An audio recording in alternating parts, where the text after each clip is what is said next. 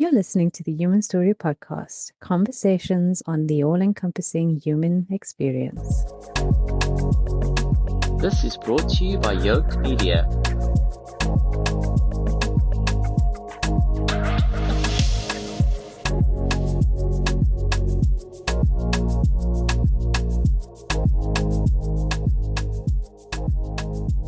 Hi.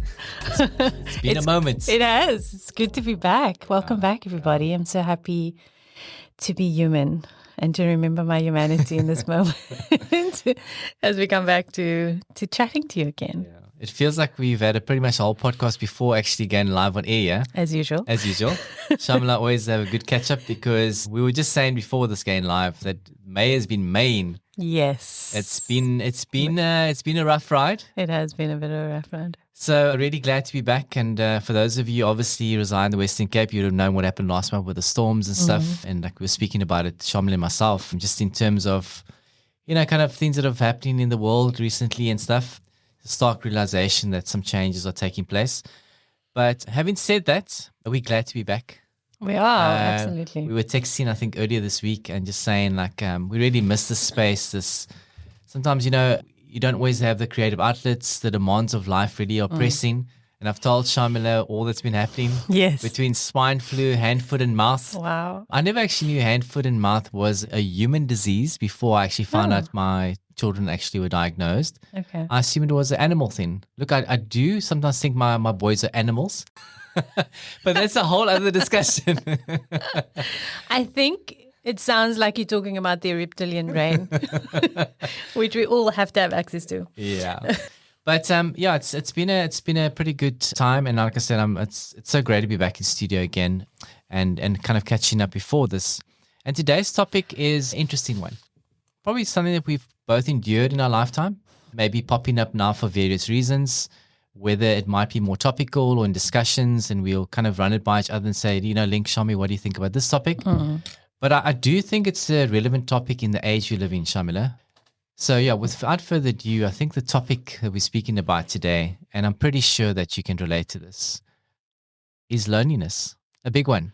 Mm-hmm. We seem to think we live in a world that we're more connected than ever. But it's so evident to me, Shaamiela, that we actually in a very distracted world at the moment. And it's obviously been driven by certain forces. Yeah. Kind of always being connected. And it was so interesting. Before we get to the point, I just want to mention one thing I witnessed yesterday. So yesterday, myself and my family went to grab a takeaway meal at one of the surrounding malls. What I found quite interesting was a mom with 3 daughters, roughly aged, let's say, young teenagers, and they were looking for a seat to sit down and obviously have their takeaway. They wouldn't sit down until they got a seat with a plug port that they could switch their cell phones or stick their chargers into, that they could actually charge their phones. And it wasn't only the teenagers, it was the mother too. And the interesting part about that is that all of them were busy on their phones while they were sitting in close proximity to each other. Now we wonder why at times you feel lonely.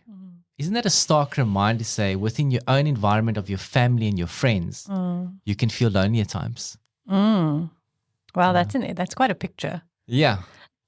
Yeah, I mean, I have teenage daughters. I could be that mom, absolutely.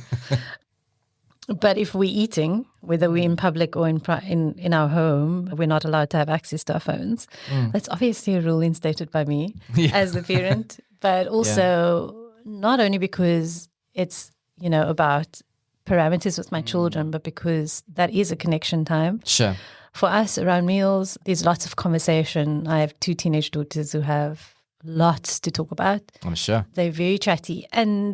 But also it's about the mindfulness, of being in that space, and also the mindfulness of eating. Yeah. Undistracted. So that's really important. So that's quite a picture.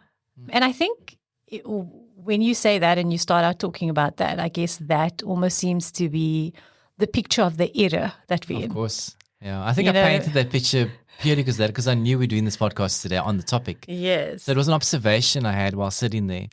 And it wasn't a judgment. It was say, how do we unconsciously have just accepted this as the norm almost? Yeah, and like you're saying, being mindful about it and being conscious about where you intend to do that in spaces and when you don't. So it was more an observation more than a judgment, I think. 100%. I mean, people watching is the most interesting thing. Always. And your greatest tool is observation. Yeah. Before you do say anything in this world, observation is really great. Do you feel lonely? At times.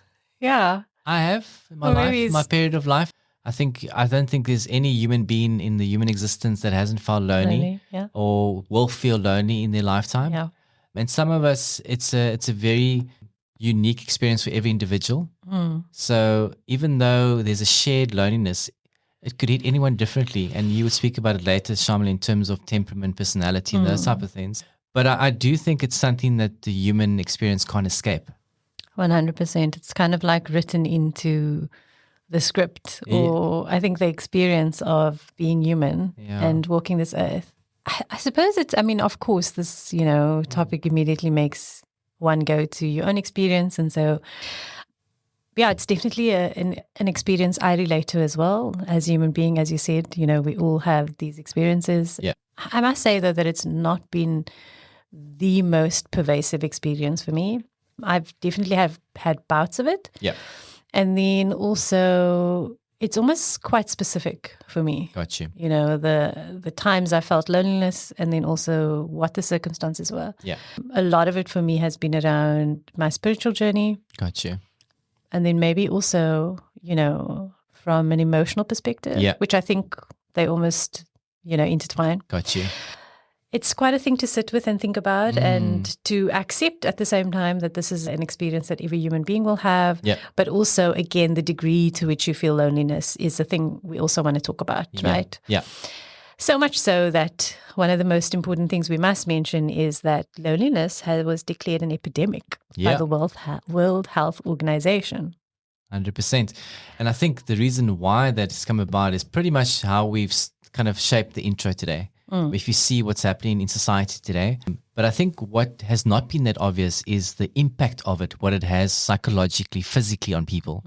And I think this is where the World Health Organization obviously came into this. And I think they tackled the problem. They've done a study, Shaamiela, which started in 2023 over a time period of 3 years to determine what are the long-term effects of living with loneliness. Because, one assumes that the physical aspects of your health with regards to obesity, whether you're a smoker, that potentially has more damage on people. Yet, if you look at the effects of loneliness and living in isolation, maybe not belonging, what they can do to you and the ill effects it has on you, it's quite a stark reminder to me to realize that how important it is for social connection. Yeah. And I think it was literally sparked by this. The Commission's landmark report released in June 2025 confirmed that social isolation and loneliness are widespread across every region and age group, with health consequences that rival smoking and obesity. The other fascinating part that we spoke about before, roughly 24% of people of low-income countries report feeling lonely. Twice the rate of found in high-income countries. Now, I just want to raise a point here. This is something we spoke about beforehand. If half the adults in America feel lonely at times, and in low-income countries, 24% more than in first-world countries or sort of more high-income countries, how many people are actually feeling lonely in low-income countries? Yep. South Africa being one of them. South Africa being one of them. Yep. That is stark reality. And Shaamiela and I spoke about it. If you look at a bit of our history and if you look at how the workforce has played out, migration in South Africa, if you look at unemployment in South Africa, how youth can feel sort of distance from people and not isolated, not really understanding them, then we realize that this problem is quite big and unique in South Africa alone. It is, but what's interesting about that is on the opposite end of that. When I think about South Africa being a very culturally rich country and diverse, as we know, and a lot of the different cultures and backgrounds that we have in South Africa is very community orientated. 100%. So it's interesting to me that it exists. It still exists, obviously. Again, we can't evade this experience as humans. But we are a country where, again, togetherness matters. Yes. Being in community matters. But even communities and tribes sometimes almost, I think, lose touch with what that initial value was. Yes. You know what I mean? Got you. And I think that, again, looking at the history of South Africa with apartheid and, everything else that comes along with it, I would almost say, like, you can see how psychologically community and togetherness actually helped people come through that time, cope with it, help each other, protect each other. So yes, there's a loneliness that we have to acknowledge, but also that we do have really deep roots in terms of, our ability to belong to each other. Yeah. And it's, I guess, in a way, just being able to remember that again and 100%. reconnect to again, like what indigenous people, how they began life here. Yeah. You know what I mean? And what that looks like. And human evolution and societal evolution, because this is a social issue. 100%. Which is why the World Health Organization has obviously declared it an epidemic, is because it's a social issue. I completely agree. And I think I just want to take it back, seeing it on this point of evolution. If you look at Abraham Maslow, if you look at that pyramid, hierarchy of needs, so obviously on the top is your basic needs of food, water, shelter. But then literally just below that is a sense of belonging. Yes. So that shows you how important human connection and belonging actually is for you to feel psychologically safe. Yes. I mean, think about it, Shaamiela. If you think back into the times of prehistoric times and how you lived in the oasis, if you were alone, isolated from a group, you would be toast. You're right. So it shows you the importance of having community. 100%. Because like I said, if you weren't part of a group or community, you were literally toast. Absolutely. Yeah. Toast and out there in the literal wild. The literal wild, yeah. But so loneliness being, again, an emotional experience for human beings, and modern psychology recognizes loneliness as more than just an emotion. It's a complex, multifaceted state with deep biological roots, psychological consequences, and social implications. We need to be able to explore the psychological component, obviously, of loneliness and how that impacts the person emotionally. And then, as we say, like, what does that result in? How does that manifest? Yes. Does it manifest in maladaptive behavior, depression, anxiety? It could also be physical illnesses. There's what was Alzheimer's. There's also there's cognitive reduction. Yeah. There's also things like obesity, diabetes. Those are more physical. But then, I mean, if you look at loneliness in terms of the impact that it has, and I think we spoke about this before too, Shaamiela, it's actually worse than smoking 15 cigarettes a day. And again, we don't understand the impact of this. And I think you and I had a bit of a conversation off air about this too, Shaamiela, where I mentioned to you in the last sort of month, there's been 2 incidents that I've picked up in the media where there's also obviously a youth crisis, and it's been recognized by the World Health Organization as well, where they say between 17 to 21% of people aged 13 to 29 report feeling lonely, with the highest rates amongst teenagers. A study of over 1 million 15 and 16-year-olds across 37 countries found that school loneliness increased in 36 countries between 2012 and 2018. I wonder what happened since COVID. That has actually increased even more, because the study is obviously prior to that. But the report reading this actually reminded me of those 2 incidents. There was a very up-and-coming, bright young man that took his life, suicide, that happened earlier this week. A very, very sad story. I mean, like I said, I can't even imagine what his family and friends that must be going through.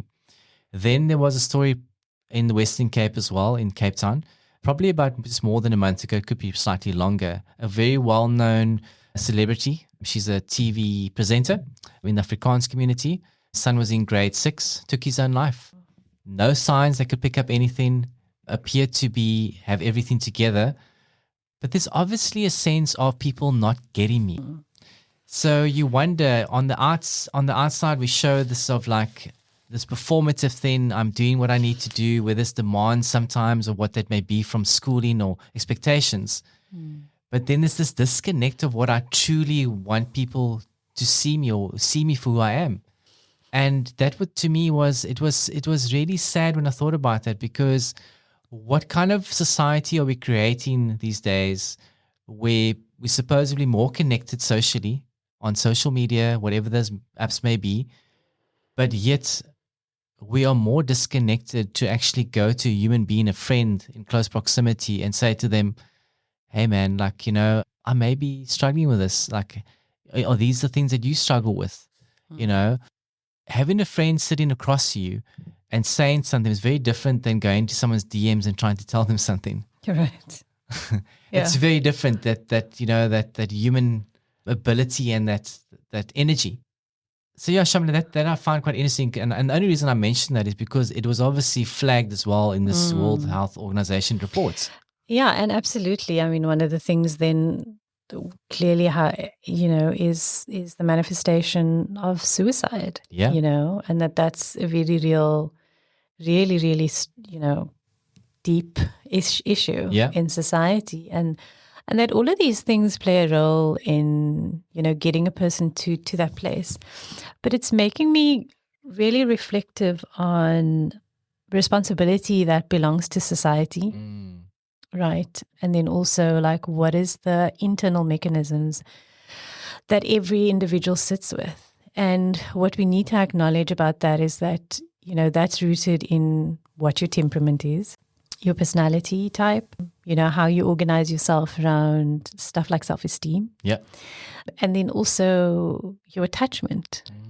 Those are the things that influence psychological well-being, but also it's like emotional agility and resilience.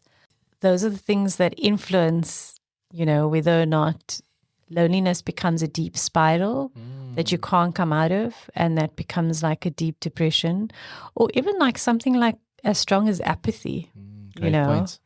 Because that's one of the things that I think is also really important to distinguish between, is that sometimes, again, from the perspective of the kind of world we now live in, where again, we're connected, but also really disconnected. Yeah. We become almost like insulated and more turned toward the self and less turned toward, the other, when actually the other is the thing that often saves us. 100%. You know what I mean? It's the thing that brings us out, or the thing that kind of says, or the person who says, again, you're not alone in this. You don't need to be alone. I can be here with you, however that is and however that shows up. Yeah. But I mean, some personalities are a little bit more, as we know, temperaments. There are temperaments that are slow to warm up, so it's more difficult to reach out, that type of thing. And then for other personalities and temperaments, there's an ease with which they socially engage. And so loneliness then is less of, an experience. Yes. But so all this to say that this is a subjective experience 100%. Based on all of these components together. And I think attachment style is, the importance around attachment style in the discussion, or at least that part of the discussion, is that essentially if you have a secure attachment, which is, the thing we all kind of want to evolve into, is that you believe that you are worthy. Yes. And that you add value. Yeah. And that you are more likely to reach out or not be alone or not suffer alone in, your loneliness. And then there are, of course, people with an anxious attachment style who can sometimes become, overly clingy or overly attached to someone. And therefore, their experience might be that the other person isn't as responsive to them because of how they are experiencing the anxiety.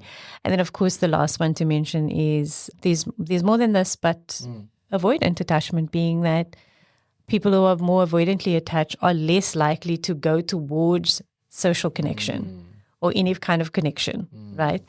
And I mean, this is the lifeblood of the human experience, as we know, is social connection, or just connection 100% within itself. And then, of course, in addition to connection, it's a sense of belonging. Yes. Right? And I can relate to quite a bit that you spoke about now. If I think about, speaking about, if I look at my personality type and that I remember experiencing quite a deep sense of like change in my life. I was in my early 20s, moving to Cape Town. I think I met you right about the same time. Yeah. I obviously left my family. And if I think about how loneliness impacted me at the time, And obviously, it's always easy in hindsight because I've got a good couple of years now down the line. Right. But I look at that and I go, secure within myself. I won't really say my attachment style was that secure back then. But hey, we all start somewhere. We all start somewhere, eh? And the awareness is probably the best instigator there. But I remember kind of latching onto someone, a romantic partner, probably because I felt a bit lonely, leaving my family behind and finding someone that I connected with, the first person that showed real interest. And they may have a lot to do, like I mentioned as well, with my past as well, and dealing with some self-esteem issues at the time. But I look at that and I go like, how many of my decisions are driven by that state at times? Wow. And I remember thinking about that and going like when I was preparing for this episode and just thinking how much I've grown, but only in hindsight now. So it's very important to have these conversations because you might be going through something currently where you can't even recognize it and you think it's your normal, your human experience. And I know for much of my life, Shaamiela, I've tried to go the typical, stereotypical male version of going, I can deal with this on my own. Yes. I'm not going to reach out. I'm going to feel shame if I do this. Yes. It is also Mental Health Month for men in South Africa. It is. I think it's quite important to raise this because I think a lot of men go through this. It was actually quite an issue I saw on one of the television stations earlier this week where they spoke about this and saying that men are most likely to commit suicide. And I want to take it back slightly further. I know we jump in between here. That's fine. But the psychologist Erik Erikson speaks about the psychosocial stages you need to obviously overcome to kind of have a successful life, really. Very different from Freud's, but very much aligned to Jung in a way. Yeah. And he speaks about your whole lifelong experience, not just the early influence of early childhood. Right. And he says the greatest thing for adults to overcome is literally the attachment of finding intimacy between the ages of 21 and 39. That is your greatest quest as human, to find intimacy. Okay. And it can change too. I mean, how many times may you lose a partner? And that might impact you being lonely as well. You could have a bit of an empty nest syndrome at home and having to, deal with that. And I know, Shaamiela, you in your own experience have also endured times of extreme loneliness in your life. I know, obviously, I've gone through some of that with you. There was a time that you obviously had to experience the loss of your parents. Obviously, first your mom and then your dad. Yeah. Thinking back on that, Shaamiela, and kind of again in hindsight now, and I can't experience that same thing with you because I haven't had to have that deep loss yet of losing a parent. Yeah. But maybe just if you're willing to share with me or the audience in terms of how that has impacted you at the time and where you kind of are at now. Yeah, that's an interesting one. I feel like it's a question that kind of has to take me back to a place that I'm not so familiar with anymore. Okay. Which is an interesting thing. Yeah. I mean, yeah, it's just a different place. Okay, got you. Maybe that's how I'll put it. It's a very different place. I would imagine that, or at least from my experience as well, that, grief comes with a level of loneliness. Interesting. And particularly because, I have 3 siblings. And so there were 4 of us experiencing this loss. And of course, like aunts and uncles and cousins and friends and all of that, they were also experiencing this loss. But there's something about all of us grieving differently. Yeah. Right, which we know is a thing societally. There's something about that. There's also something about what the influence of your role in the family is and how that impacts your grief journey, and then how that impacts loneliness. Yes. And if loneliness even is something that you experience in grief, because I think it probably is something we do experience. I definitely felt that. But there's something about that too that feels really important to experience. And so I felt, it's very strange to say, but I think even though both my parents' passings came somewhat unannounced. I know what you mean.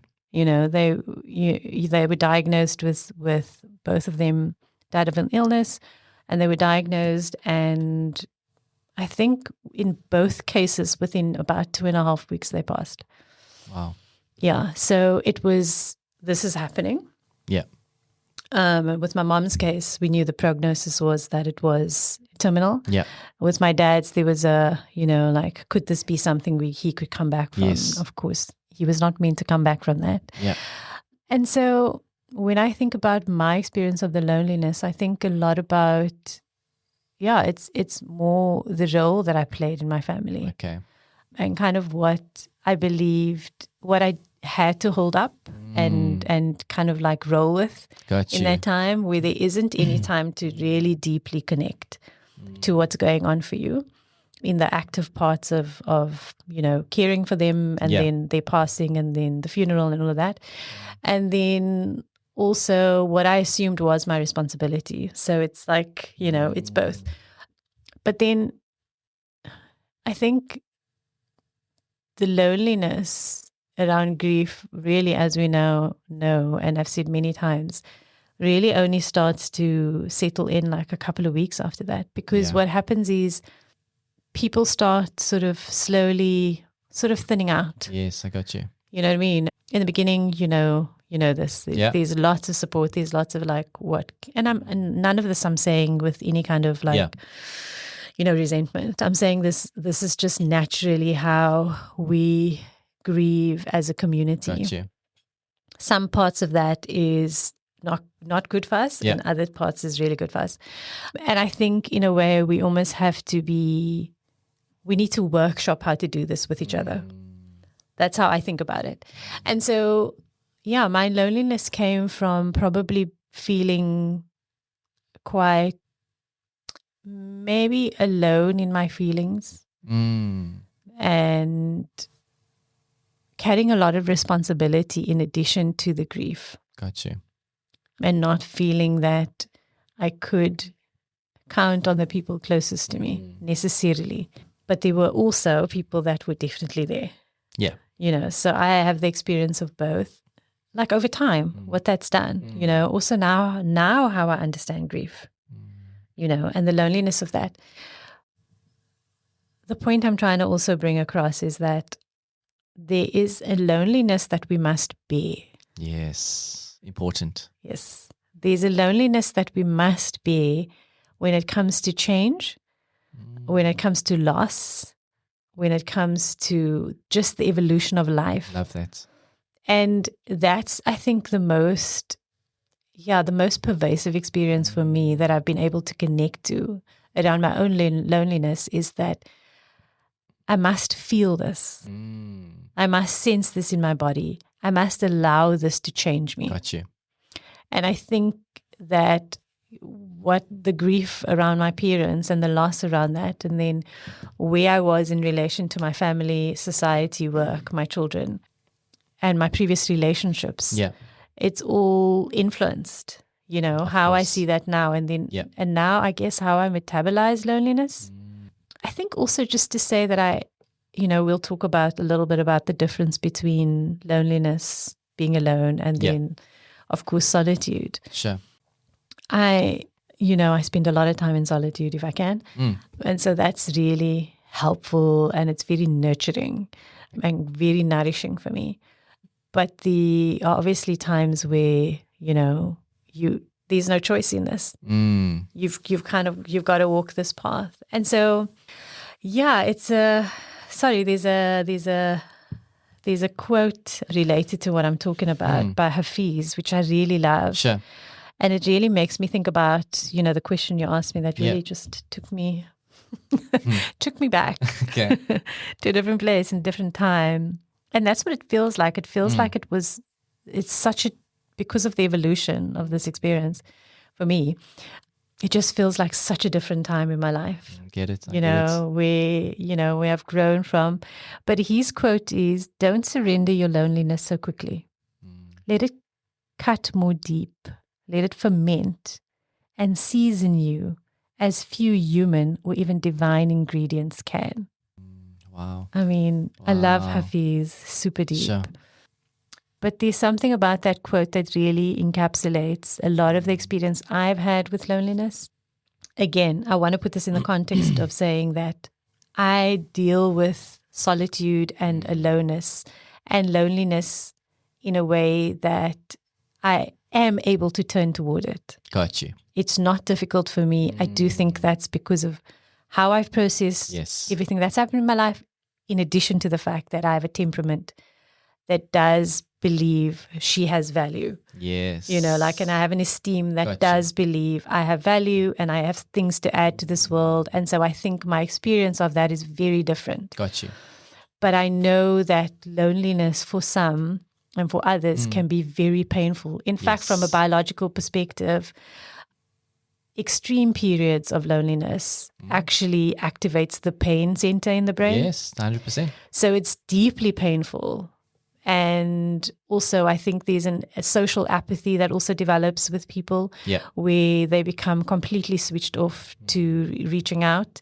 You almost become averse to the risk of social connection because that's how you may see it, is that it's a risk to try to connect to someone. Yeah. And your nervous system may only recognize that. Exactly. And so so I do think my experience is very different. It doesn't mean that the loneliness was easier. I understand. I still had to go through what, Hafiz speaks about as that fermenting process where it had to cut deep. Yeah. I had to feel it. But I love that quote because it really just, we live in a world, as we've said, that's very distracted and very disconnected, but also in a way that's very like fix that immediately. And so I think that this quote is an invitation to surrender that. Gotcha. This need to come out of the experience quickly, the need to fix it, the need to move on from it really quickly. Like, can we sit and pause with that for a moment and just allow that to permeate the moment and your being and see what happens? Maybe you won't disintegrate. Yes. That quote that when I walked into the studio, what's the best thing that could happen? Instead of what's the worst thing that could happen. That's what it makes me think of. Yeah. I love that, Shaamiela. Thank you for sharing that. You're welcome. It's deep, but I love the duality you can sit in. Understanding the purpose of why things happen and what it can bring you to. And the amount of wisdom thereafter. Yeah. That's the amazing part to me. I've got 2 young ones and they're under 5. And, I speak about kind of my evolution and my own healing and therapy journey. And I'm not afraid to speak about it as a male. I think it's a wonderful thing I can actually speak about this. Amazing. And I remember there was a time in my life when my firstborn was born, and this was in therapy, where there were times that I felt lonely in my relationship to my wife. And it was my own insecurity at times because I saw the attention that was focused towards me now being given to someone else. And I wasn't able to understand where she was coming from. I just want to say, I don't mean to interrupt. Yeah. That is such a brave thing to say and acknowledge. Thank you. Thank you. Like, honestly. Please go ahead. So I saw that being modeled to my son. How do I get some of that attention back? But it was the little boy in me going like, I'm missing that attention. And then I spoke to my therapist about it and I said to her like, how do I actually approach my wife about it? Like that it won't seem like I'm a little crybaby about it, if you know what I mean? Absolutely. Because it seems like, are you crazy? Right. You're a grown male. Right. And you want to go tell your wife that you feel a little bit insecure because she's directing the attention towards your son? Yep. So I was like, okay, I had an action plan. I was going to do this. And the amazing part was when we sat down to speak about it, I could see what she was struggling with. She was saying, Lincoln, I have no energy left.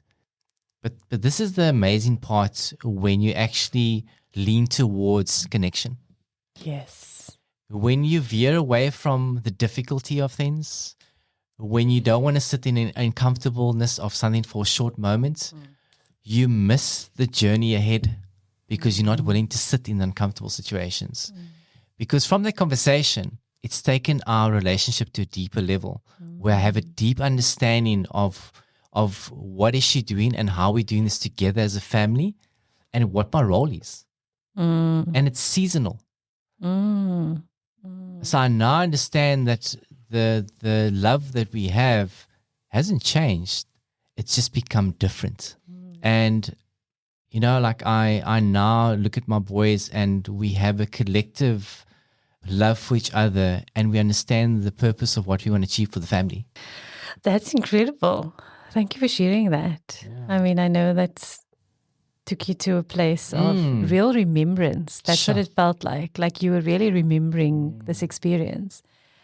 There's so much I'd love to say about it in response, but you know, I'll try to keep it to topic. But like, thank you. That's really, yeah, it's so helpful that you say that. And again, particularly as a man. Yeah. Because I just want to say that that's normal. Exactly.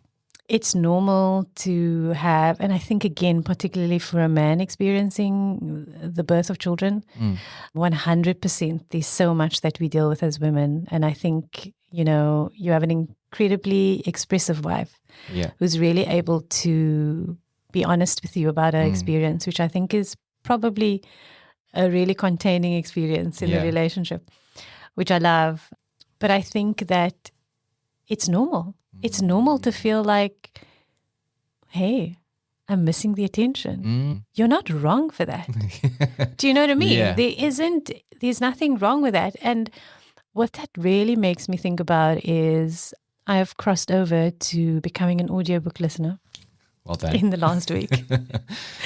Because I have all these credits that I've never used. And I was like, it's going to expire. Let me actually just get books. Also because I have so much material I need to get through. Okay. You know, I read multiple books at a time. So now I'm listening and reading. And it's, you know, I love the experience and it's so much research and all of that. But I've been listening to a series by Terry Real, who is a relationship specialist. Yeah. Called Fierce Intimacy. But also touching on what you've just spoken about is that, you know, you can look at that experience as I need the attention from my wife, or things have changed and we've now transitioned to a different space in our family. And you can accept that this is part of the experience, or you can shame yourself. And so it makes me think about his work, because in one of the other articles as well, this person speaks about the shame loneliness cycle. Got you. Right. Shame says something is wrong with me. Loneliness whispers, if people really knew me, they wouldn't stay. This is a quote from one of the articles. And so basically what that speaks to is that shame narrows relational risk-taking, kind of like what we were speaking about earlier. So you'll silence your needs, you'll suppress, you know, your voice, all of that kind of stuff. What it also does is that shame can be very activating in conflict, you know, or when you feel kind of conflictual experiences. And so what happens is that you become so shameful that loneliness ensues. Got you. And then the loneliness creates more shame. Yeah. Right? It's like a loop. Because absolutely. And you can spiral. That's the word. Right? And like, how do we come out of that cycle? And so, the work of Terry Real for me was really interesting, because and throughout the research and the readings that I did around loneliness, a couple of people mentioned what your individual experience of your self-esteem is. Yeah. Right? So your ability so essentially our self-esteem is our belief around what our value and our worth is. Yeah. Right? And that's in relation to being affirmed and not being affirmed. It can be in relation to what it is you achieve in the world, whatever it is. It's your ability to say, I still have worth, even if I failed. Yes. Even if I made a mistake. Got you. Even if this didn't work out, right? And so your orientation to that can either be positive or negative, right? And we know that that's rooted in attachment and all of the stuff we mentioned before. But basically, he was talking about the role that plays, particularly in things like rupture, conflict, or exactly like you were naming, big change in the family, is that if you have healthy self-esteem, you'll believe that you have worth and value. And so you'll speak about it. Yeah. You'll address it. you'll say, I'm allowed to express this 100%. need. If that's less so, if there's a less of a, inclination towards a healthy self-esteem, you're probably going to shut down. 100%. Right? And go into your shame. What do males generally do? Go into themselves. Yeah. Right? And so all this to say that from a relational perspective, how you feel about yourself, right, influences how you show up in the relationship, obviously, Sure. but also particularly in those times of great upheaval. Yeah. When there's great difficulty, when there's challenge. If you, again, believe that you have worth and there's a value that you add to this, you are most likely going to step up and say, let me actually deal with this. 100%. If not, then, it's going to be difficult. Yeah, our worthiness is so connected to our feelings of belonging, of connection, because that's what loneliness is. It's like extreme forms of feeling completely disconnected. 100%. I mean, we've all had that example, and I think it's a really important one to talk about, is that sometimes you're not lonely because you're not surrounded by people. Of course. Sometimes you are lonely because you're not surrounded by the right people. 100%. Right? 100%. Can you speak to that experience? I mean, let's speak about that even in a work context. I mean, you could have great acquaintances at work and you guys have a lot of fun and you have very lighthearted conversations. And, from the outside looking in, you go like, but, this person, like, they're so social. It's really great. But no one could really understand your true morals and values. And I understand it's a workspace. We understand what's appropriate. But that's just an example. Like, it doesn't mean because you're surrounded by social people and there's a lot of activity going on that you feel like you've been seen for who you really are at times. So you can almost feel inauthentic, like you can't really live out what you want to live out in that environment. And I mean, to take it to sort of a spiritual thing for me, I've been in spaces before, and I mean, like Shaamiela, you will know, my spiritual journey has been a long one, still is. Yes, ongoing. Ongoing. But I mean, there have been certain things that I've just been very adamant about what I'm willing to sacrifice and what I'm not willing to sacrifice on going to certain spaces. Yep. And that at times has made me feel isolated because whether it was perceived or not or real, I've been felt judged by it. I've been felt isolated at times by people. But because of the spiritual seeking, I've endured that and come out better on the other side. So I'm almost grateful for that I've gone through living that out and seen that play out in a work context and other spaces too. But going like, it's fine, I'm going to sit with that for a while. I want to experience that. But then when I come out the other side, and it's not a moral high ground that I'm taking now, I'm just going like through that journey, through prayer with God and speaking to him about those scenarios, what I'm going through. And I mean, there's no one better to understand than that him. He was a human being too. But I've realized the depth that I've grown in my spiritual life, that there are times that you will feel like you're walking alone in your journey, especially on earth, because not everyone's going to share the same values and ideals that you have. And yes, we understand the psychological component. We have different temperaments, personality types, but there's just the human experience that we walk on this earth, that you're not going to always find your tribe of people that you feel like you can just be yourself with. And it's also, like you're saying, having discernment to distinguish that. Sometimes not oversharing with certain people that don't have your best interest at heart. Yep. And I'm sure there are people listening that can relate to that. Yeah. I've myself fallen trapped to that quite recently. Yeah. So again, I'm not speaking from a place and going like, oh, I've done this better than anyone else. No, I go through this daily where at times I overshare because I feel a connection at times, but it's not really a connection. It's people that might have the wrong intentions for you. So be aware of that too as well, like I say. But I think having the discernment to understand where really your tribe is and where you can share that. Like for you and I, you're in my friendship. It's been a space where I could literally be honest with you, share some of my insecurities with you, share my joyous moments with you, whatever those were. We could sit with that together, whether it be joyous or there were some sort of more sort of lower moments in our life. But having gone through those experiences has developed a deeper friendship. Yeah. And friendship is one of the core things to really help you through loneliness. Absolutely. So yeah, I thought, like you're saying, it's just a useful one to use as a work or different spaces, really. 100%. And particularly around what you're naming around friendship, and close connections, because maybe it's not friendship for everybody. Sure. And I keep thinking about the experience of because there's also want to mention that there are mental health struggles. Yeah. Like when we think about, from observation, obviously, over the years of working with individuals who have often a personality disorder or particularly like really deep mental health issues, sure. Loneliness is almost just a pervasive experience of their life. And so it's almost like this companion that's with them throughout their lives. And obviously, there's a combination of stuff we need to implement 100%. In that case around what can bring some relief to that loneliness, and how we engage with that feeling, and then also how do we soothe ourselves? How do we take care of ourselves? And then what does social interaction then look like? Gotcha.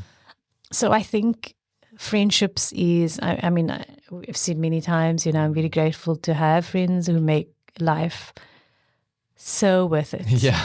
Honestly, like this experience and the fact that I don't experience the feeling of loneliness as pervasively is largely also, I can attribute to the kind of friendships that I have that are safe. Yeah. And that are loving places and places where I continue to grow as a human being.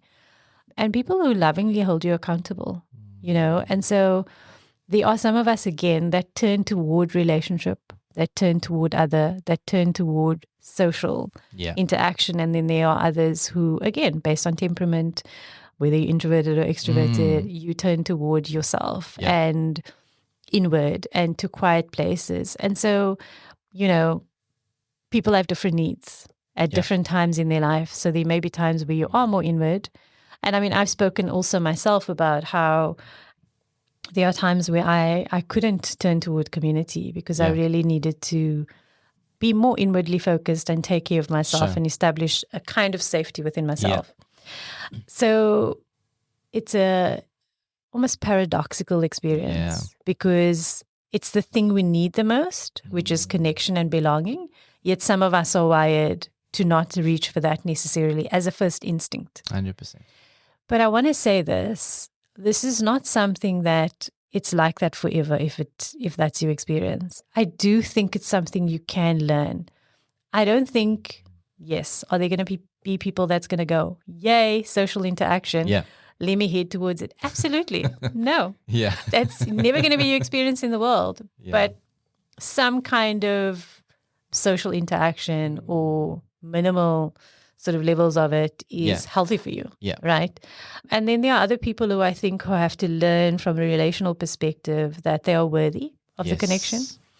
So one of the books I'm listening to on Audible as well is a book called Belonging by a lady named Tokopa. Yeah. And it's quite incredible. And she speaks about how she was naming an incident where she was living with a friend of hers and, she said, I like the way she said, at some point I reached my threshold of being able to bear the fact that I was imposing on my friends, right? Even though they were 100% welcoming. Yeah.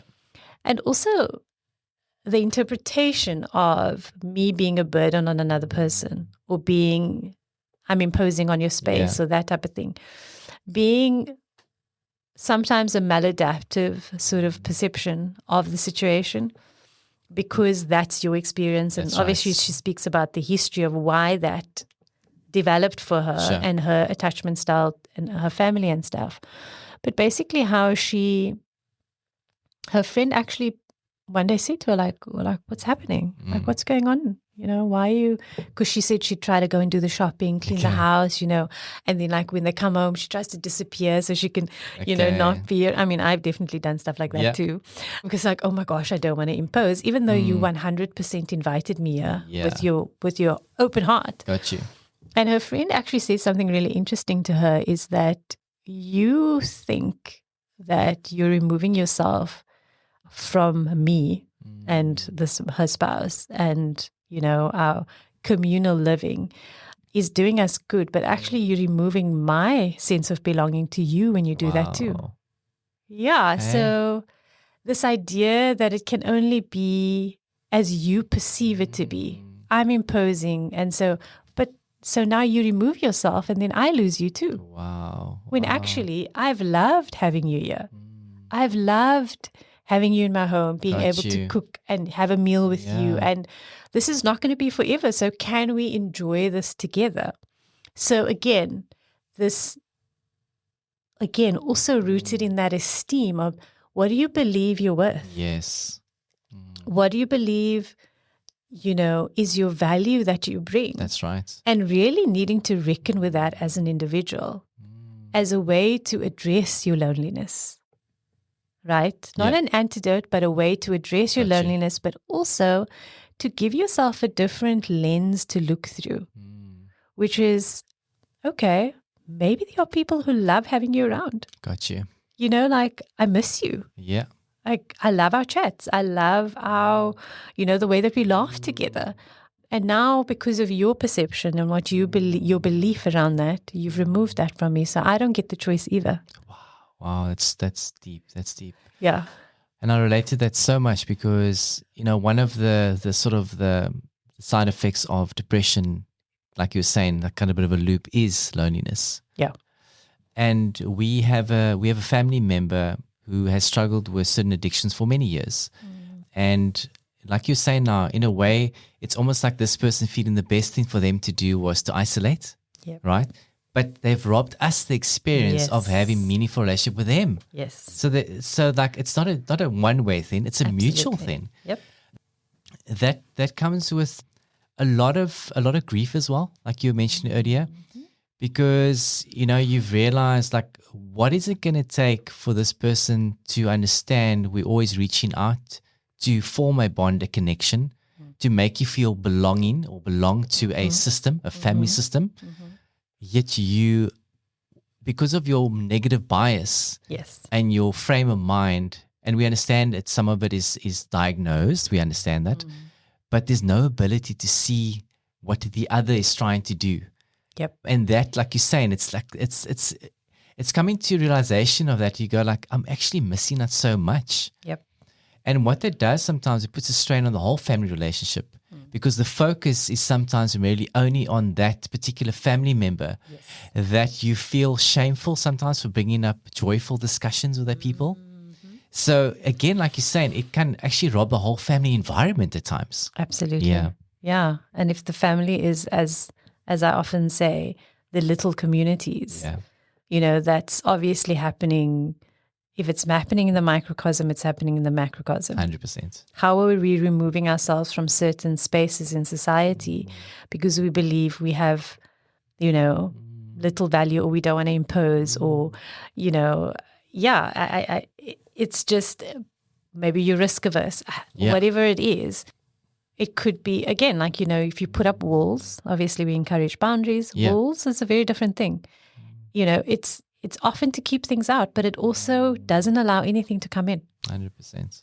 So there has to be a permeability, which I know is also coming back to the individual experience from a nervous system perspective. When there's enough safety within the individual and there can be enough soothing of that loneliness or tolerance of the distress that could come with it, it does then tend to make it somewhat easier to be able to extend yourself socially.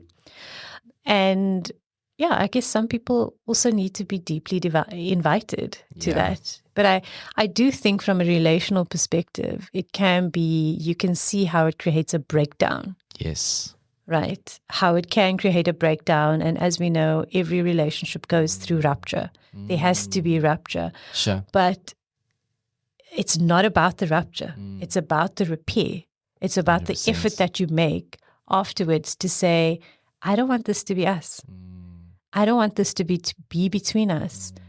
What do I need to do? What do you need to do? 100%. But also, can we connect and talk about this and be unafraid, of, I think, our vulnerability. Yeah. Right? And not shy away from it and not have shame be this big, Gotcha. you know, almost bullying Yes. emotion that says, shut it down, that's embarrassing, take it away, you know, all of that stuff. And I mean, shame is just someday we'll talk a little bit more about Yeah. that.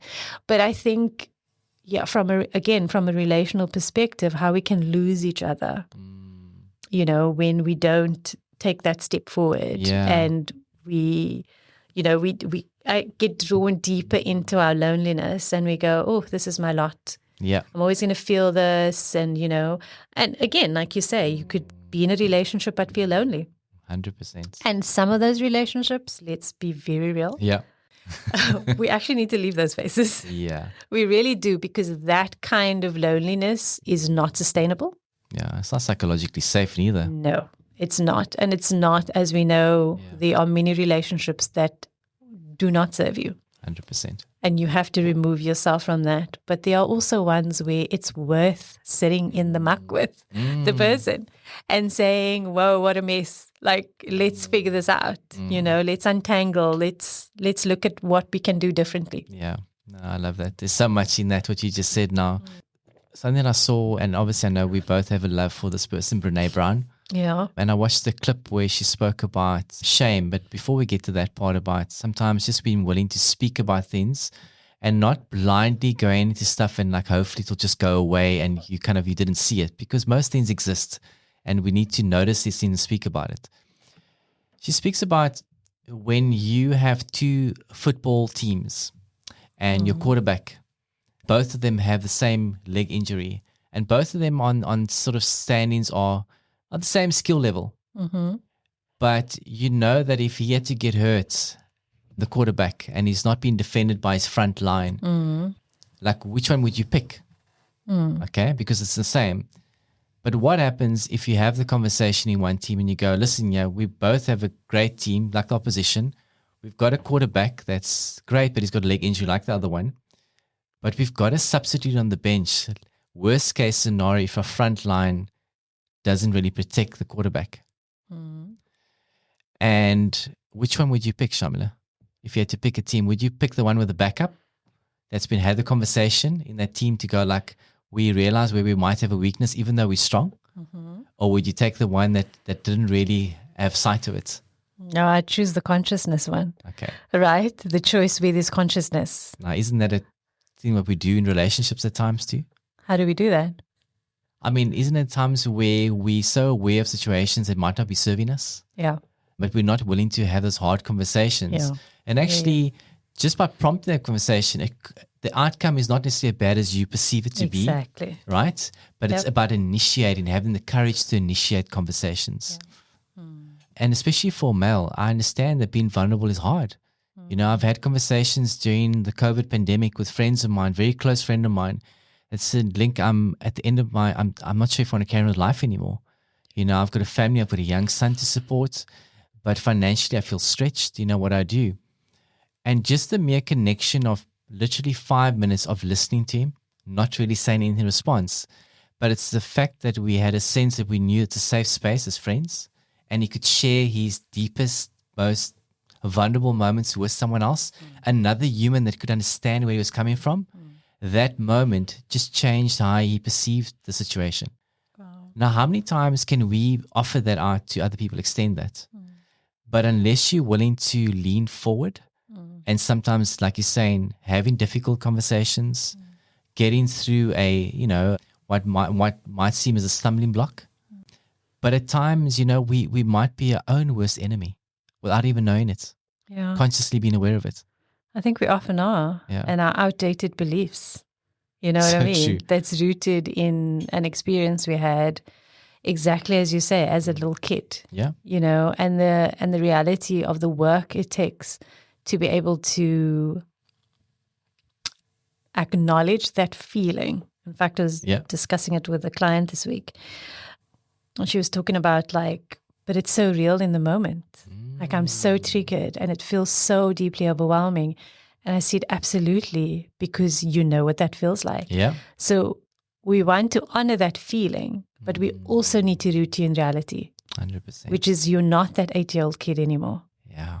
You are now an adult who can take care of yourself And when you look around the room, you're not alone. 100%. Right? And in her life, there really is, there is someone that is a safety for her. And so what do we do in those moments is to acknowledge and say, whew, activation is happening now. Yep. Right? There's this deep feeling that I know so well that's rising up. And it's going to make me want to shut down and, follow the route that I've always taken. Yeah. But the challenge and the work that we do in those moments is to ground ourselves in the reality and breathe. Yeah. And Very say, important. Literally to the younger you, I see you, I hear you. Got you. I'm going to take care of us. You know what I mean? Yes. Like, I'm going to take care of us because both of us matter. Yes. Both of our experiences matter. And I want this to be different for us. I want a different story. I love that. I don't want the same story that we had back then. Again, like, can we risk reaching out? Can we risk having that conversation with a friend and saying, gosh, this is how I feel, and believe that, what's the best thing that could happen? Yeah. Well, I mean, I can share a personal story. The best thing that could happen, we spoke about it on the episode of forgiveness. Me going back to that little child and saying to him, you didn't know any better. You did what you did to survive. Absolutely. And once you recognize that, the relationship going forward with that individual changes. It might not be what you envisioned it to be, but it's different now going forward. And you can shape a different reality. But because the psyche doesn't know time and space. Yeah. So you'll feel like the same individual you did back then. But once you recognize, like you're saying, and go like, hey man, we got it. You don't have to respond in that way again. I really love that. I just want to go back to the sense of connection and belonging, Shaamiela. I wanted to, what was interesting about what you've just said on that point that you've just said is, for me, is yes, it's about reaching out to others, but these moments that we're talking about where you really allow loneliness to permeate your being and you don't shun it. Yeah. Right? And you don't, make it the monster and make it this really bad thing and give it a negative experience, is if you can sit through that very difficult burning sensation that sometimes occurs when we are going through deep self-development and our growth is happening in the moment, because those are the moments. You walk differently alongside yourself, because we're talking about relationships socially, but the relationship with yourself is the one that matters too. Because that's what you portray outwards. Absolutely. And that's the person who shows up when you are, again, relating to others. And so there's something about the way that we can hold loneliness, right? Or hold ourselves in relation to loneliness that feels obviously really important for a relationship with self. How can that be different for me? Yeah. If it is. I want to say a disclaimer on this, that you can live in two spaces if you're doing healing and evolution, really. That you could be doing great strides in one area of your life, but still be struggling with certain aspects of other things in your life. 100%. So it's not like a one side, I've made it now, whatever. Yeah. I've had, and it literally happens in the stressful trigger moments, like you're saying. You got to literally catch it. And be aware, like, I'm not going to go to my normal response or the response that I'm used to. I'm going to sit with it first, ground myself, whether it's breathing, whatever it does for your time. But in the last 2 weeks, I've had moments where I've again, overreacted. Yep. But again, I've noticed that and going like, okay, I'm aware of it. And then when I've had to make an apology, I go and make it. Yep. You're going to have moments where you're human. Yes. Hello, you're human. Yes. But as long as you recognize and you journal those things and you have an awareness of it, you're making great strides. Yeah. And strides towards, again, a sense of belonging and community. Because I do think, we've heard this everywhere, that so much of the antidote to this is coming back to community. Yeah. But it's the way that we come back to it, right? And the way that we engage in community that matters. Yeah. It has to be safe, and not safe in a way that's like, because I do think when I say the word safe, of course it matters. And so much of my work is around establishing safety with my clients and then helping them establish safety within themselves, but also not in a way that's like we're afraid to challenge. Yes. Right? So that's not what I'm saying. I'm not saying that this is about, protecting precious feelings. Got you. Right? Because that's the other extreme. And that doesn't help people believe in their resilience. Yes. Right? Absolutely. And believe that they can come back from a difficult experience. Again, a regulated human being is someone who can experience the vast array of the emotions and dysregulation and be able to come back and say, this is what I need now, right? So that's really important. But I think us coming back to community and how we do that, generally, what most of us need is spaces of non-judgment. Very true. Right? I'm not saying not being held accountable because they're not the same thing. Yes. I think we need spaces where we are accountable, lovingly held accountable, but it has to be a space of non-judgment. Yeah. Because as soon as, some of us are hyper-vigilant and very attuned to judgment. Yeah. And so for the person who struggles with loneliness, the moment they see that, we know what that does, right? It shuts it down. And so we have to ask ourselves, like, are we spaces as a community of non-judgment? Again, not saying we're not allowed to tell people the truth and hold them accountable, but can we actually go, oh gosh, Link, I see why you would experience it like that. That must be like terrible for you that you've been sitting with that feeling for this whole week, or that you feel like you can't reach out. Whatever that is to be able to allow people to have the experience they have and then in collaboration, help them find a solution. Yeah. I love that. I think, probably, I'm assuming, and Shaamiela, you can concur, but I would assume that in a therapy environment that is a really great space to develop that. So if someone wasn't feeling safe to maybe disclose or come and share with, now they come into a therapist's room, and let's say you create a good rapport with someone initially, in the initial stages, they start being able to open up a bit more to you as a therapist. They now see someone else mirror to them almost that what they say actually is okay and matters.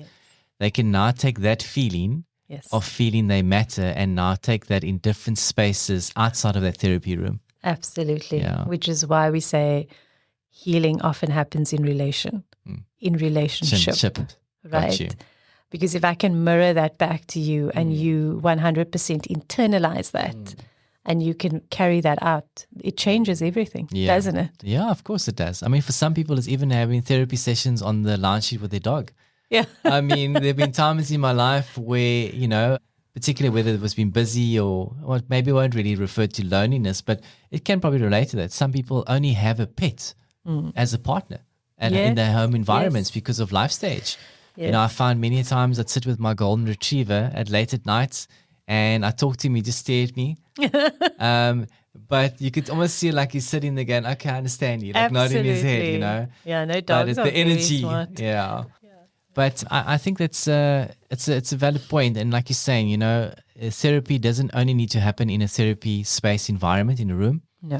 We can offer that in friendships to people and safe spaces.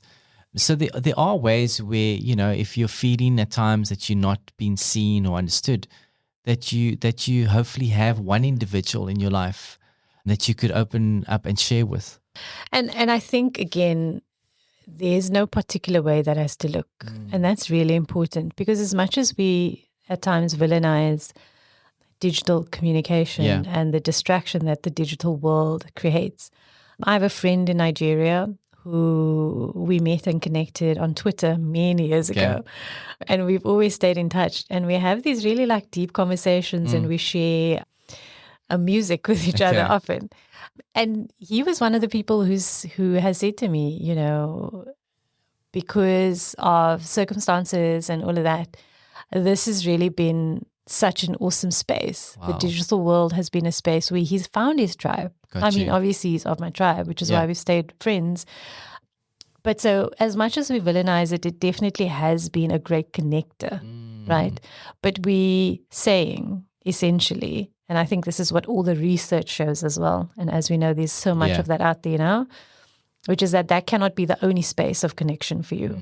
We need physical interaction with people because of how that impacts the brain, 100%. how that impacts the psyche, how that impacts your biology, right? I mean, I spent time in the forest again on Thursday with Gila, and we did our biome syncing hug, and it was absolutely nourishing. And so that's the other thing that I want to name is that you're never actually alone. But I want you to think about things outside of your physical experience, your body, and outside of perhaps a human connection and a conversation. Because you live in a world where you impact the environment and the environment impacts you, you are always in relation to something. Yeah. So if you walk outside and you put your feet on the ground, you are relating to the earth. You are in relationship in that moment. Yeah. So sometimes it has to be a subtler form of connection. One where maybe it's not words and it isn't human. Maybe it's an animal, exactly like you were saying. Maybe it's your dog or your cat or whatever kind of pet you have. Sometimes it's going outside and placing yourself in relation to the tree, connecting, looking at it. It's sitting in the sun and feeling the connection of the heat on your skin. It's listening to the birds and the fact that they wake us up. You're in relation to the earth. Yeah. You are connected to that. The same thing that is present in any substance in the earth is present literally within your body. Yeah. You know, if you want to do a deep dive on the chemistry of the human being, you can. But also just to say that it doesn't have to be the scary thing where it has to be about humans. Maybe you start with the natural world. Maybe you start with animals. Yeah. And also, what can also be really helpful is serving. Very, very true. And when I say that, service could be a smile to another person. It could be actually literally volunteering. Yeah. It could be going to help rescue animals. Yeah. Whatever that looks like for you. Whatever can bring you in a very contained way out of yourself for a moment. Yeah. For an hour. And then you're welcome to come back. Yeah. You know? Gotcha. But essentially to just acknowledge that our journey with loneliness and how we navigate this path is going to look different for all of us. 100%. Right. But some form of interaction is what I guess we are encouraging, whether that's, again, just with earth or a human. Yeah, once I say that the spiritual loneliness that one can feel is an amazing journey. So often, you know, we look at people that go through spiritual journeys and sometimes they carry a different aura about them. I don't know if you've ever experienced people, Shaamiela. I'm sitting across someone that I know I was about to say the same. But they just carry themselves differently. Yeah. And it's so encouraging to see when people are called to a purpose other than just like what you see in reality. Yeah, I absolutely sense that and feel that. And yeah, you say that. And again, I think that's how you engage with this experience that matters. How you engage with this very real experience of loneliness, which is it has to occur at some point on your journey and through your evolution and all of that. And so much growth also comes from how you embrace it. Yeah. You know? And it's not, again, we're not saying this is something you bear chronically, you know. It is just there are times where the quiet is needed. And I know that because loneliness is something that you don't often have, can often not have a choice in. 100%. Whereas if you're choosing something like solitude or to be alone, there's a choice element there. Yeah. And so how we then experience that is very, very different. Yeah, and I think, again, there's so much nuance to this conversation. And again, we see how one thing leads into another. Yeah. Right? But I guess the question for me that I do come back to is, you know, what is our responsibility as a community and as a people and as a society towards people who struggle with this a little bit more than others? maybe you need to be the invitation. Love that. You know, and when I say that, I mean an energy of an invitation. Yeah. Which is, I'm here. I'm happy to chat to you. You know, and then on the individual level, perhaps you need to challenge yourself a little bit more. Stretch. That's part of life. Yeah. That's the paradox. You want to be flexible, you got to stretch. Yeah. So it's going to hurt a little bit, or it's going to be uncomfortable, you know, or you'll feel like you embarrass yourself, or you feel awkward, you know, but that's all very human. And I know that there's still so much work for us to do around accepting that that's very human qualities. And I mean, as I say that, I think about people who don't experience the world neurotypically, people who are neurodivergent. And, you know, this is for them a very different experience too. 100%. The loneliness of that. But it's so interesting to me because if you exist as you do, with all of your stuff, all of your quirks, someone else does too. I promise you that. There's someone else out there. Yeah. It's like, you know, I had a client say to me, like, oh, you know, I think you just gotten divorced. Yeah. Oh, no, I don't think I could. Like, you know what I'm realizing, like, I really want to be with someone who accepts me for me. Oh, yeah. I love that you got to that point where you can allow yourself to say that you are worthy of something where someone can accept you fully in all of you. And he goes, yeah, but like, where am I going to find that? I was like, if you exist, he or she exists. Yes. I promise you that. You know what I mean? And so there is also, there's a hopeful component to human connection. Yeah.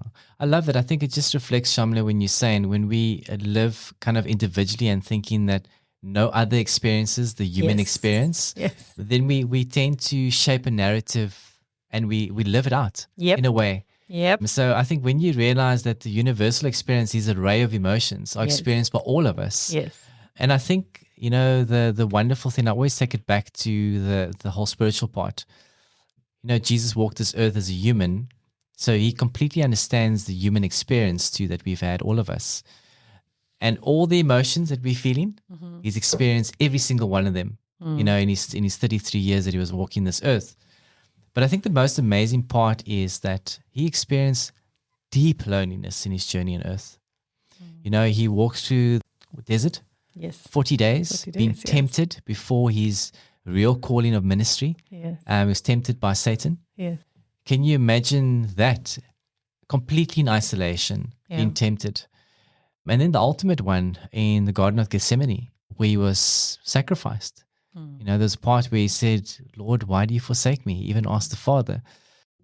You know, can you imagine being divine but being born, and even your brothers and sisters not understanding what it lives to be living on this earth without any sin? That lonely experience of not having a universal experience with anyone else at that time, how lonely that journey must have been. So if we think that you know that God's journey was not a lonely one, then we just have to look at those two major incidents in his life to realize that he has felt everything that you feel in the experience of loneliness, and that there's a deep sense of really giving back to others in the loneliness too that he lived in his journey of studying and learning, and the sermons you'd have, like, you know, and that might look different in modern society. Sometimes that's a smile to someone, like you just mentioned now, Shaamiela. The only version of God they may see is what you live out as a person, because God sends people. Yeah, absolutely. I guess I'm thinking about, as you speak about that, again, that relational, like you are always in relation to something. Yeah. That I was speaking about earlier on. Sometimes the journey you go on and the depth that it takes you to in life is because you are supposed to discover a relationship with a higher being, with God. Yes. It's supposed to deepen that relationship. You know, I mean, I've certainly felt that in my experience, and being able to go, oh, okay, it's actually about my relationship to my higher power, to God. I love that. And then what that then creates in terms of the holding that I need in those moments of loneliness when it's really tough and no one else can understand because they're not supposed to. Yeah. They're not supposed to. It's not between you and them. Or social media. Exactly. You don't need a ring light and a microphone, but you know what I mean. It's quite personal. Of course, and it's it's personal. okay. It's okay for some things to be just between you and a Left higher unsaid. power, or whatever it is that you believe in, and whatever you feel orientated towards. Maybe put it that way. Is that's going to be very private. That's just going to be for you. That's always just going to live in your consciousness. And like, some of us, we have microphones and a podcast. We'll come on here and share some of that, but we won't share all of it either. Of course. And that's also important, because there's something that I want to also just, connect to loneliness, which is that sometimes when we are exposing ourselves, or we are in groups and we're talking about really deep stuff, or we're talking about things that are quite vulnerable for us, that actually reinforces loneliness. Because perhaps you're not aware that that's not the place you should be taking it. So the places we take this can also either alleviate the loneliness, or it can reinforce it, which obviously then ties to, often can be a belief around, you see why I shouldn't trust people. But the discernment we all need, like that's of no question in this time that we're in. You have to be discerning about where you take those, those vulnerabilities, or those conversations, or the debates, or questions that you have. We have to be discerning about that, because we don't want that to reinforce this, I am alone. So the spaces you take that, and the people you take it to is also of consequence.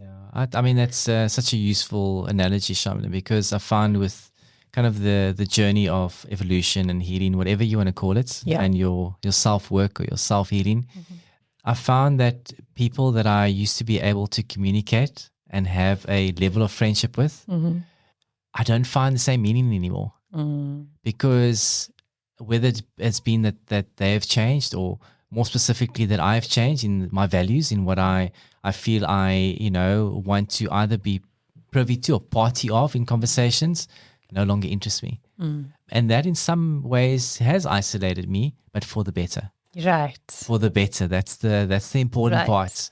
So yes, initially it might feel like you're excluded, but we're not just about the here and the now. Yeah. We're looking for the future as well. Like, what is it that I'm wanting to become? Yes. So it's that evolution. So it's important for me to actually say this, because I've realized in times like, yes, there are times that I have felt a bit lonely, because I go like, it's what I know, what I'm used to. But in order for me to get to that end goal, I have certain things I need to leave behind now. And that's important to mention as well. 100%. Wow. That's been quite the discussion. Yeah, quite a discussion. I think just a few things I'd like to say, just on a very physical level. To mention that the World Health Organization did recognize that loneliness has negative effects in terms of, whether it's Alzheimer's, obesity, the same as like smoking 15 cigarettes a day. So you can see that biologically it has a bad component attached to it. A real impact. And I think we must notice that. Also on a psychological level, I think, Shaamiela, you highlighted a lot of very good points with regards to how it can kind of cause a loop with a lot of other sort of mental health diseases in a way. And I think it's important to note that, but to realize that there is hope. Yes. There is definitely hope that you are not living this alone. It's part of your human journey. We will not escape it. And I'm not saying that as a doom. Look forward to the evolution of what you can possibly hold and become thereafter. Your loneliness may actually be the gateway, to the depth you're looking for in your life, or to the change. 100%.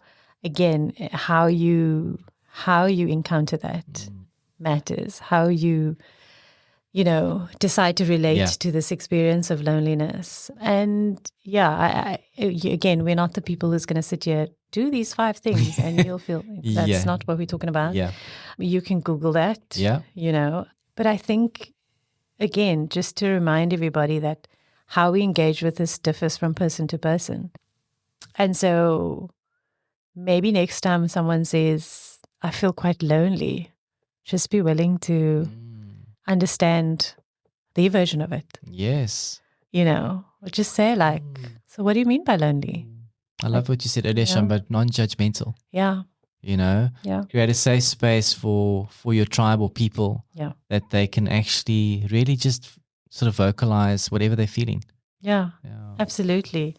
So from another conversation around the very deep, unending and very colorful and tumultuous experience of the human. Yeah. Yeah, we hope that you can take something from this conversation. And just to say again, thank you for listening. And we value your feedback, and we value you engaging with us and allowing us to be in your ear. Yeah, no, I agree. And I just want to say as well, like, for anyone, things that we stand in or kind of vocalizing as experts, I experience exactly the same as you experience. So this is a journey. We're doing this journey alongside you, not giving it to you in a way. And I also want to say, and I've shared it with Shaamiela, a lot of the work and research we do is part of my own healing too, in conjunction with my own healing. So if you see it like that, and you see like it can create a bit of an opening for you, really see it as just coming along the journey with us in our own human experience. Yeah. But for myself, Lincoln. And for me, Shaamiela, stay human. Yeah. Well, that was The Human Story, brought to you by Yoked Media. Stay tuned for more on The Human Story.